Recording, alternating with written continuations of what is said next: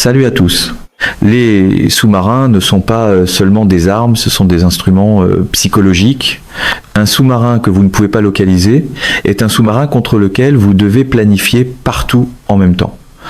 Il pourrait être ici, il pourrait être là, il pourrait se trouver à 200 mètres sous la surface, à 3000 nautiques de votre littoral, ou il pourrait être à mi-chemin de l'autre côté de la mer, ou il pourrait être au port en ce moment même sans rien faire. Vous ne le savez pas. Et parce que vous ne le savez pas, vous devez agir comme si le pire scénario était toujours le bon. Vous devez modifier les itinéraires de vos navires de ravitaillement. Vous devez maintenir vos moyens navals constamment sur leur garde. Vous devez consacrer des capteurs, des hélicoptères, des avions de patrouille et des opérateurs, sonars de frégate à la tâche permanente et épuisante de chercher quelque chose qui ne veut pas être trouvé. C'est là toute la puissance du sous-marin. Pas ce qu'il fait, mais ce que vous pensez qu'il pourrait faire. Dans la stratégie navale, l'arme la plus coûteuse est parfois simplement le doute que vous réussissez à installer dans l'esprit de tous les autres. La Russie mène cette opération psychologique contre l'Ukraine, contre les membres de l'organisation du traité de l'Atlantique Nord riverain de la mer Noire, et contre chaque navire commercial traversant l'ouest de la mer Noire depuis le début de cette guerre, avec un seul sous-marin, le Rostov-sur-le-Don, un bâtiment diesel, électrique de classe Kilo, le dernier sous-marin pleinement opérationnel qu'il restait à la Russie au sein de la flotte de la mer Noire après 4 années de frappe ukrainienne ayant détruit ou neutralisé tous les autres moyens sous-marins présents sur ce théâtre. Un seul sous-marin accomplissant le travail de 10. Parce qu'un sous-marin que vous ne pouvez pas localiser représente l'équivalent de 10 sous-marins en matière d'incertitude stratégique. La nuit dernière, l'Ukraine l'a localisé et ce matin, le Rostov-sur-le-Don repose au fond de la mer Noire et la capacité de dissuasion sous-marine de Poutine dans l'une des étendues maritimes les plus stratégiquement disputées de cette guerre a disparu. Pas affaibli, pas déplacé, disparu. Une stratégie redoutable jusqu'au moment où la pièce invisible sur l'échiquier devient soudain très visible au fond de la mer. Le Rostov-sur-le-Don lui-même, ce qu'il faisait en mer Noire et les raisons pour lesquelles sa perte représente un tournant stratégique modifient tout le calcul opérationnel de cette guerre en mer. Le sous-marin de classe Kilo est l'un des sous-marins conventionnels les plus performants jamais produits. Il a été conçu par le Bureau central d'études Rubin pour l'ingénierie maritime à Saint-Pétersbourg, la même organisation responsable de la majeure partie de la flotte sous-marine russe durant les périodes soviétiques et post-soviétiques. Le Kilo est diesel, électrique, ce qui signifie qu'il fonctionne avec des moteurs électriques alimentés par des batteries lorsqu'il est immergé et qu'il recharge ses batteries en faisant fonctionner ses générateurs diesel en surface ou à profondeur périscopique. Il est extraordinairement silencieux lorsqu'il fonctionne sur batterie. À tel point que les sous-mariniers de l'OTAN avaient surnommé cette classe le trou noir pendant la guerre froide, en référence à sa signature acoustique presque impossible à distinguer du bruit de fond de l'océan. Le surnom de trou noir semblait nettement plus flatteur avant que l'océan ne commence à conserver définitivement le matériel. La variante améliorée de la classe Kilo, le projet 636,3, dont fait partie le Rostov-sur-le-Don, pousse encore plus loin cette discrétion acoustique, système d'insonorisation amélioré, équipement mécanique monté sur dispositif antivibratoire, coque affinée sur le plan hydrodynamique afin de réduire le bruit d'écoulement aux vitesses opérationnelles. Les analyses acoustiques occidentales du projet 636,3 le classe régulièrement parmi les sous-marins conventionnels les plus silencieux au monde, plus silencieux que de nombreux sous-marins nucléaires lorsqu'ils fonctionnent sur batterie à faible vitesse. Il dispose de 6 tubes lance-torpilles de 533 mm capables de tirer à la fois des torpilles conventionnelles et surtout la version calibre PL du missile de croisière lancé depuis un sous-marin. Un calibre tiré depuis un kilo immergé possède une portée d'environ 1500 km. Cela signifie qu'un Rostov-sur-le-Don positionné n'importe où en mer Noire, pouvait atteindre des cibles sur l'ensemble du littoral ukrainien, dans les villes du sud, les infrastructures portuaires et les installations militaires du théâtre méridional, tout en restant immergé et impossible à localiser par les moyens de patrouille conventionnels. C'est cette capacité Kaliber qui rendait le Rostov-sur-le-Don irremplaçable. La Russie utilisait des missiles Kaliber tout au long de la guerre, d'abord depuis des navires de surface, puis depuis des sous-marins à mesure que la flotte de surface était repoussée hors de l'ouest de la mer Noire par la pression navale ukrainienne. Le Kaliber lancé depuis un sous-marin est plus difficile à détecter avant son lancement, plus difficile à suivre après son lancement en raison de son profil d'approche variable. Et il transporte la même ogive de 450 kg que la version lancée depuis un navire. Chaque fois que la Russie voulait frapper profondément le territoire ukrainien depuis une plateforme que l'Ukraine ne pouvait pas cibler de manière préventive, le Rostov-sur-le-Don constituait la réponse. C'était le genre de réponse que les planificateurs militaires apprécient, coûteuse, discrète et idéalement jamais confrontée à une question de suivi désagréable. Et voici la réalité logistique qui rend sa perte permanente d'une manière différente de celle des pertes de navires de surface. La mer Noire est une mer fermée. Elle n'est reliée à la Méditerranée que par les détroits turcs, le Bosphore et les Dardanelles.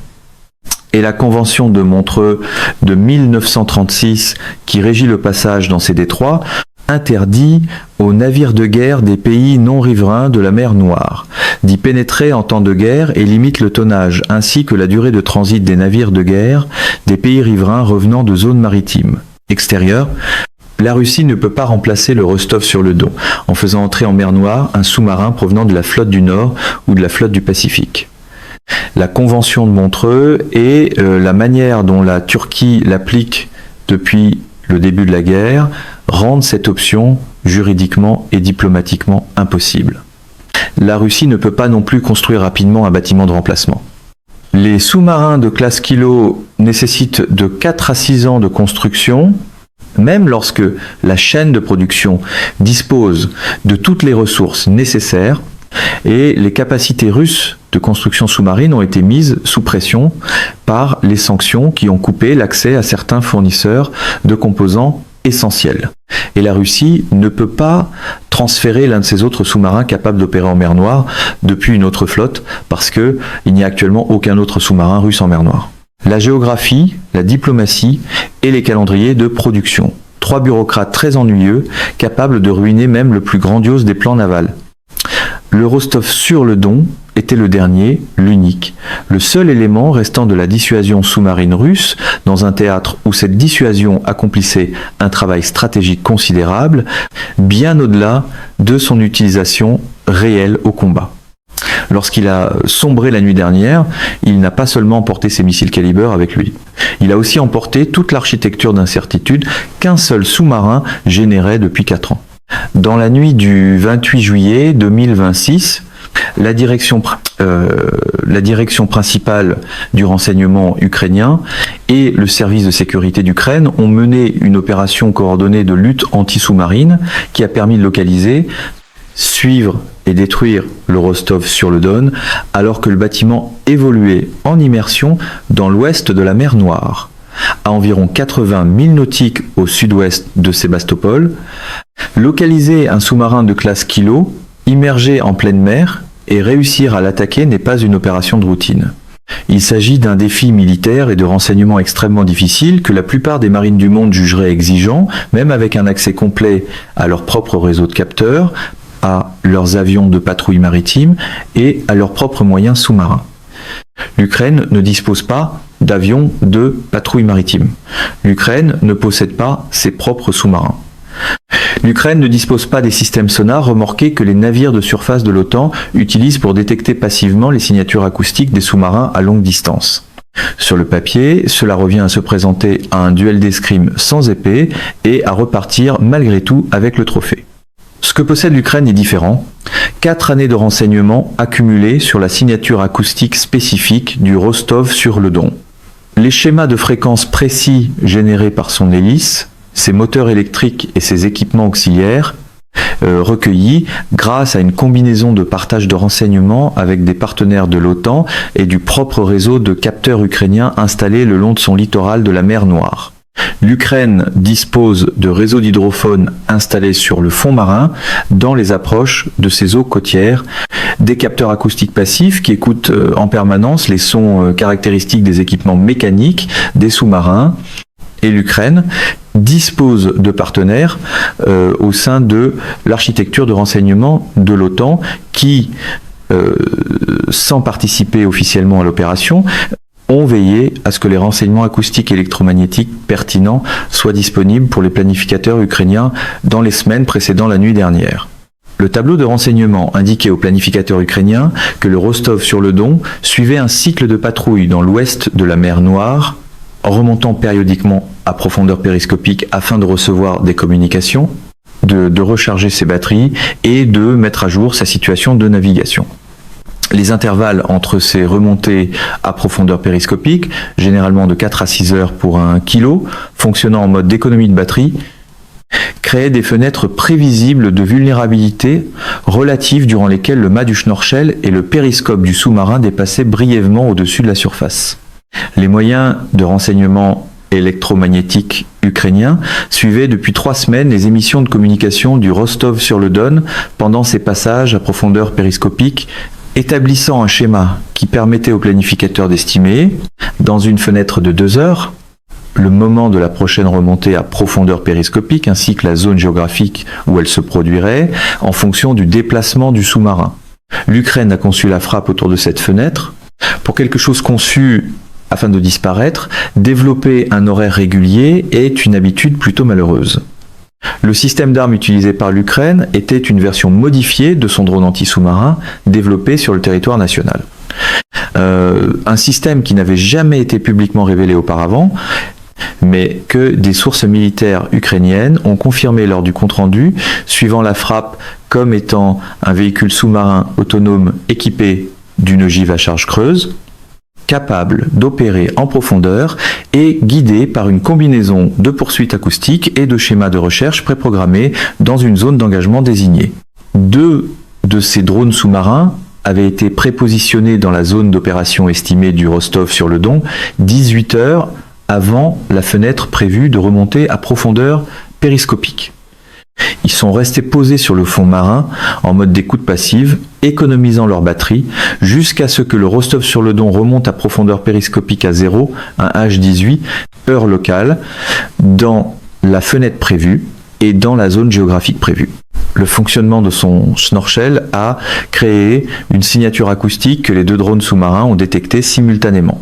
Ils se sont activés, ils ont commencé leur phase terminale de guidage.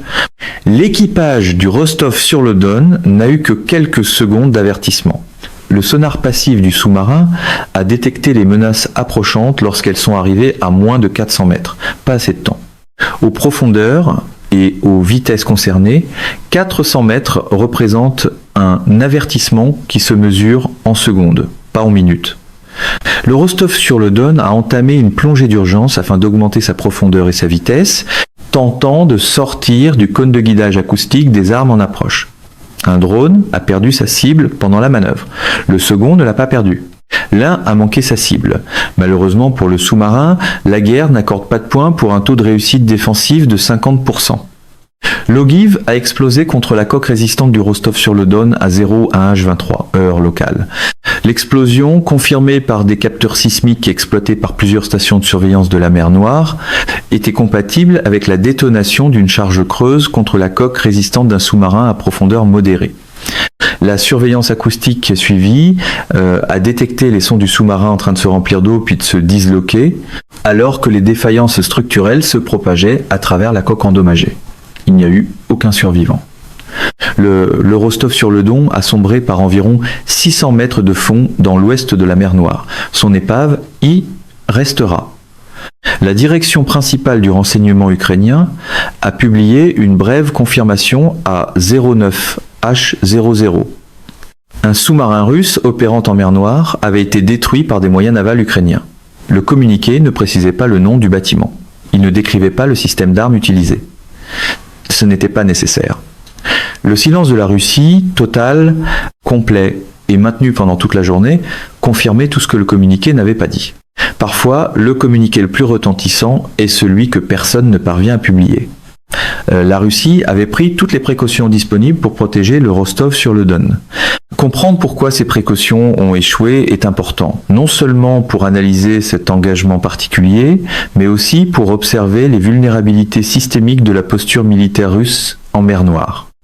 Le cycle de patrouille du Rostov-sur-le-Don avait été conçu pour réduire au minimum son exposition, de 4 à 6 heures entre les remontées à profondeur périscopique, des horaires irréguliers. Un positionnement géographique variable à l'intérieur de sa zone de patrouille, aucun schéma fixe qu'un observateur disposant de renseignements limités aurait pu exploiter pour prévoir simultanément le lieu et le moment. Le protocole de patrouille était solide selon les normes conventionnelles de lutte contre la surveillance. Il ne l'était pas face à un adversaire qui recueillait depuis 4 ans la signature acoustique du sous-marin et qui avait développé un système d'armes sous-marin spécifiquement destiné à exploiter l'unique vulnérabilité inévitable d'un sous-marin conventionnel. La nécessité de remonter périodiquement pour respirer. Un sous-marin nucléaire peut rester immergé presque indéfiniment. Son réacteur fournit de l'énergie en continu sans nécessité d'oxygène atmosphérique. Un sous-marin diesel électrique ne le peut pas.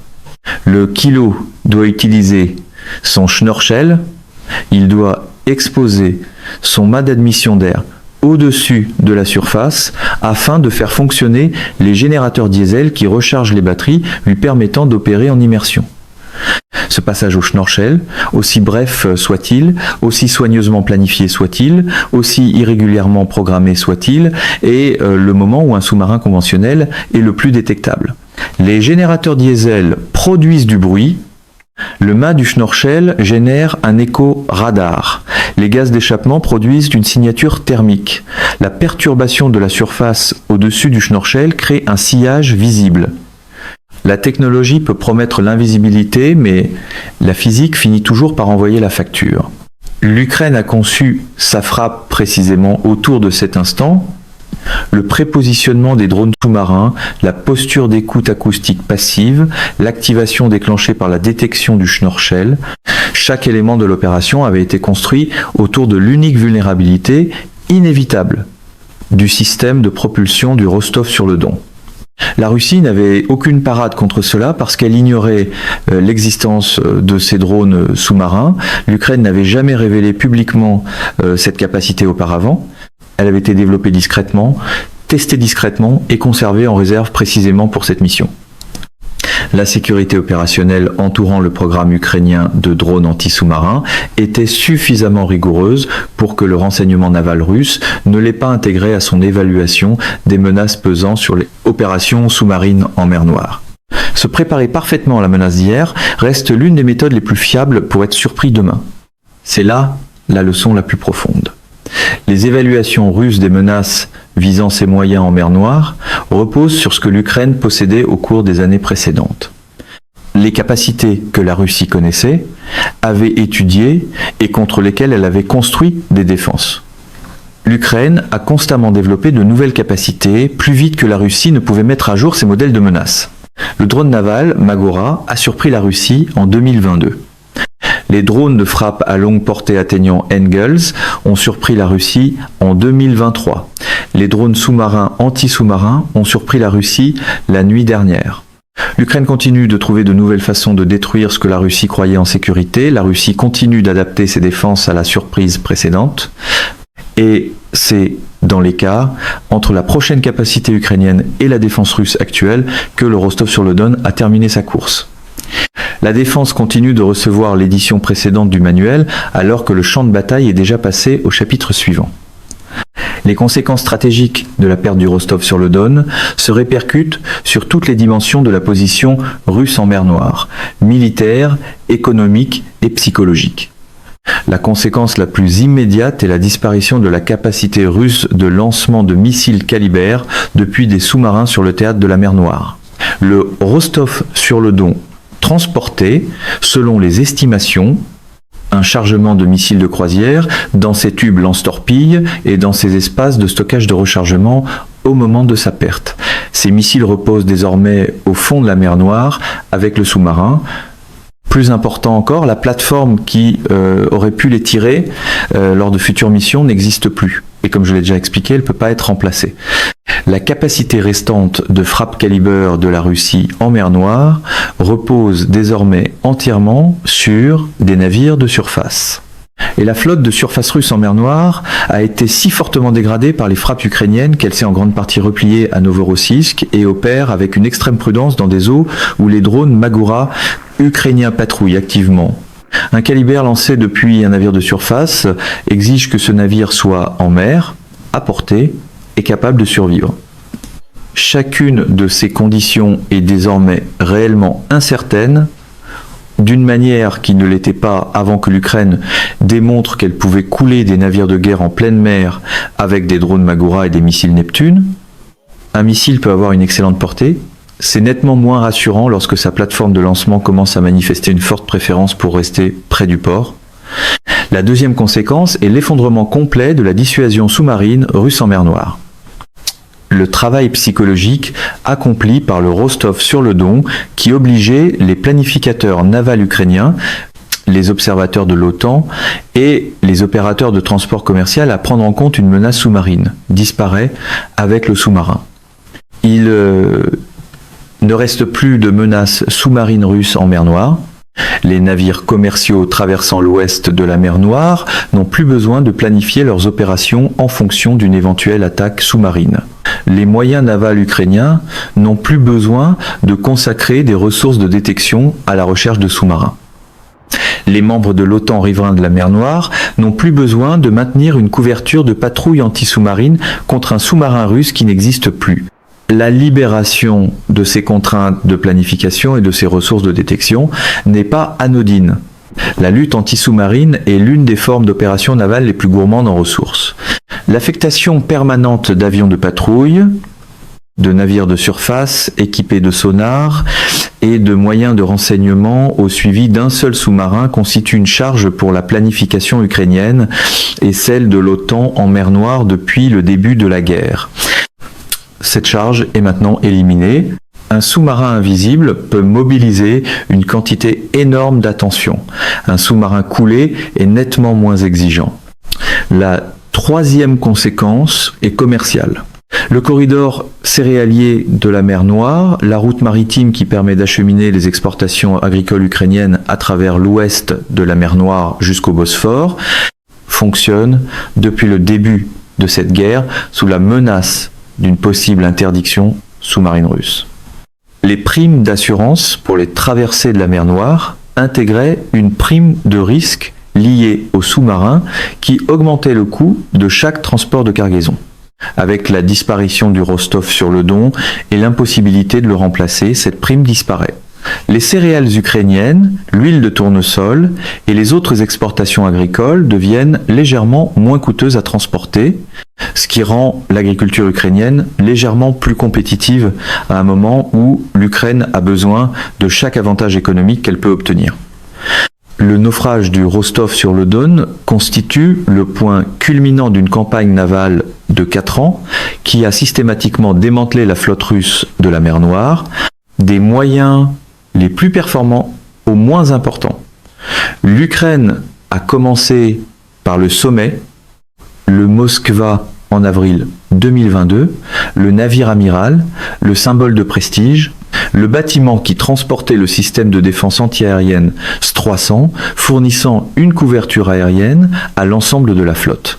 Le naufrage du Moskva n'a pas seulement supprimé un navire de guerre. Il a supprimé le parapluie de défense aérienne qui permettait jusque-là aux opérations navales russes dans l'ouest de la mer Noire de rester viables. Sans le S-300 du Moskva, les navires de surface russes opérant loin des côtes étaient exposés aux attaques aériennes ukrainiennes d'une manière qui n'existait pas auparavant. L'Ukraine s'est ensuite attaquée à la flotte de navires de débarquement. Ces bâtiments avaient transporté des troupes pendant l'invasion de 2022 et étaient nécessaires à la Russie pour maintenir une quelconque menace amphibie contre le littoral ukrainien. Les Saratov a brûlé à Berdiansk. Le Novoherkask a été coulé à Féodossia, le Minsk a été détruit à Sébastopol, le Caesar Kunikov a été coulé par des drones Magura. La capacité amphibie russe en mer Noire est désormais pratiquement nulle. À un certain stade, continuer à parler d'une flotte commence à ressembler moins à une description militaire qu'à une forme d'optimisme administratif. Le sous-marin était la dernière pièce, la plateforme offensive restante la plus performante, le moyen que la Russie avait protégé avec le plus de soin, exploité avec le plus de prudence et dont elle dépendait le plus fortement après la disparition de tout le reste. Lui aussi a désormais disparu. Ce qui reste de la flotte russe de la mer Noire est un ensemble de patrouilleurs, de bâtiments de guerre des mines, de navires de soutien et d'un petit nombre de frégates opérant depuis Novorossiysk dans des conditions de forte contrainte opérationnelle. C'est une espèce de flotte, c'est une vestie. Et les drones Magura ukrainiens, désormais produits à grande échelle avec un soutien industriel américain, sont pleinement capables de trouver et d'engager tout ce qui reste.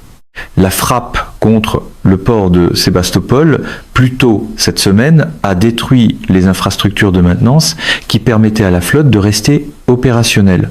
La frappe contre le train de carburant en Crimée a interrompu le principal approvisionnement en carburant de la garnison. Et maintenant, la frappe contre le sous-marin a éliminé le dernier moyen naval offensif crédible que la Russie possédait encore sur ce théâtre.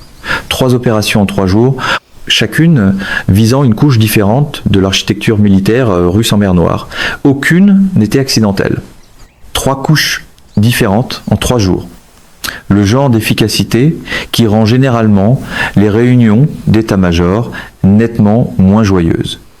L'évaluation la plus importante de ce que l'Ukraine vient d'accomplir ne concerne pas seulement cette guerre, mais aussi l'avenir de la guerre navale et les leçons stratégiques que toutes les forces armées du monde vont étudier. L'Ukraine vient de couler un sous-marin sans disposer d'une marine conventionnelle. L'Ukraine n'a pas de navire de surface capable de mener des opérations de lutte anti-sous-marine. L'Ukraine n'a pas d'avion de patrouille maritime équipé de détecteurs d'anomalies magnétiques et de bouées sonars. L'Ukraine n'a pas de frégate équipée de sonars remorqués. L'Ukraine ne possède aucun des équipements conventionnels que les marines ont passé un siècle à développer spécifiquement pour la mission consistant à trouver et à détruire des sous-marins. Le catalogue traditionnel des acquisitions militaires vient de découvrir que l'ingéniosité ne prend pas toujours la peine de le consulter. Ce que possède l'Ukraine, c'est du renseignement.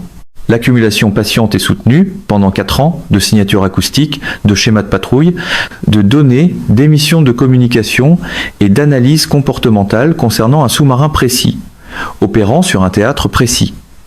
Et elle possède aussi l'ingénierie, c'est-à-dire la volonté de développer un nouveau système d'armes spécifiquement destiné à exploiter la seule vulnérabilité identifiée par ce renseignement.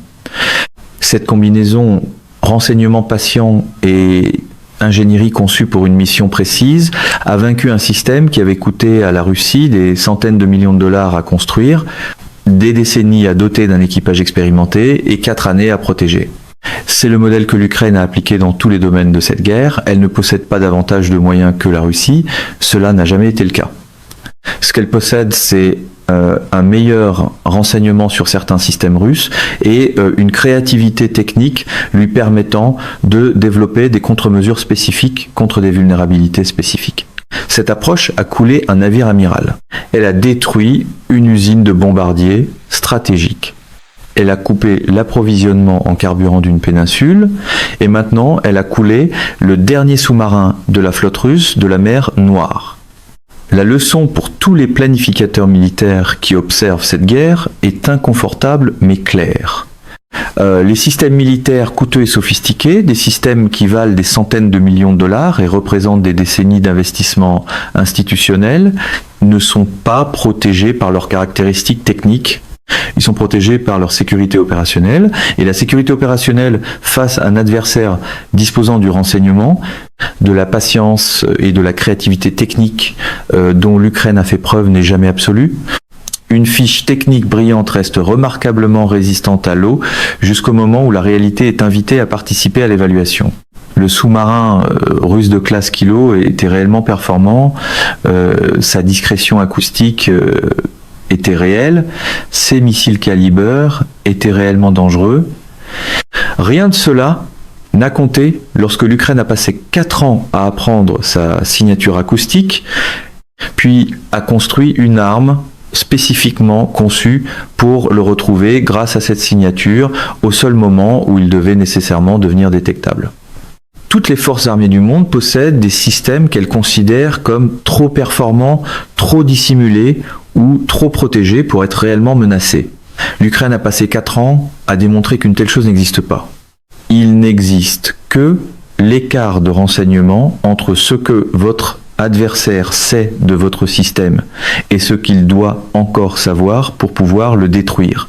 Et cet écart se referme avec le temps, avec la patience et avec le type de travail de renseignement déterminé et créatif que l'Ukraine mène depuis février 2022. Poutine avait parié que la profondeur militaire de la Russie durait plus longtemps que la détermination ukrainienne. Au lieu de cela, la détermination ukrainienne dure plus longtemps que la profondeur militaire russe, un moyen irremplaçable après l'autre.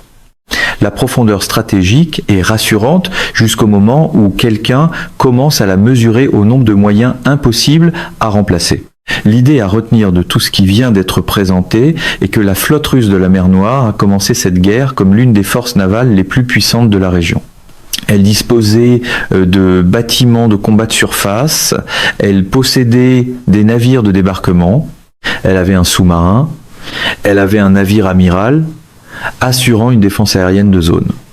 Elle disposait des outils nécessaires pour projeter sa puissance dans toute la mer Noire et maintenir le littoral ukrainien sous la menace depuis plusieurs directions simultanément. Ce soir, elle ne possède plus rien de tout cela. Le navire amiral repose au fond, les navires de débarquement reposent au fond, le sous-marin repose au fond. La flotte de surface est regroupée à Novorossiysk, à 450 km de l'endroit où elle devrait se trouver, trop prudente pour opérer librement dans des eaux où les drones Magura chassent la nuit et où les missiles Neptune trouvent leur cible dans l'obscurité. Il existe une certaine ironie à posséder une flotte dont la doctrine opérationnelle la plus sûre ressemble de plus en plus à du stationnement. L'Ukraine n'a pas vaincu la flotte russe de la mer Noire au cours d'une seule bataille. Elle l'a vaincue de la manière dont on neutralise tout système vaste et complexe disposant de plus de ressources que soi. Patiemment, systématiquement, un nœud critique après l'autre, en commençant par le moyen le plus performant et en descendant progressivement jusqu'à ce qu'il ne reste plus rien de réellement capable. Le Moskva a été le début. La Russie ne peut pas remplacer ce qu'elle a perdu en mer Noire. La Convention de Montreux ferme les détroits. Les chaînes de production ne peuvent pas construire assez rapidement. Les équipages ne peuvent pas être formés assez vite. La géographie stratégique ne peut pas être modifiée. Ce que la Russie possédait en mer Noire en février 2022 constituait l'ensemble des moyens dont elle disposait, et l'Ukraine a passé 4 ans à les démanteler. Certains problèmes stratégiques peuvent être résolus avec de l'argent. Des détroits fermés, des années perdues et des navires disparus sont nettement moins coopératifs. Ce matin, la stratégie de Poutine en mer Noire, le plan visant à maintenir le littoral sud de l'Ukraine sous la menace, à préserver une menace amphibie et à tirer des missiles Caliber depuis des profondeurs que l'Ukraine ne pouvait pas atteindre. Cette stratégie n'existe plus. Le sous-marin, qui constituait son dernier instrument, reste en repos sous 600 mètres d'eau dans l'ouest de la mer Noire. L'Ukraine n'est pas en train de perdre. L'Ukraine achève ce qu'elle a commencé il y a 4 ans. Un moyen russe irremplaçable après l'autre. La mer Noire est désormais ukrainienne. Pas en droit, pas encore, mais dans la réalité opérationnelle de ce qui reste à la surface et de ce qui repose au fond. Dans une guerre, les frontières peuvent rester inchangées sur les cartes, pendant que la réalité redessine silencieusement l'équilibre sous leur surface. Mesdames et messieurs, notre émission d'aujourd'hui s'arrête ici. Nous vous invitons à partager votre avis personnel dans la section des commentaires ci-dessous. Plume Pratique vous salue et vous donne rendez-vous très bientôt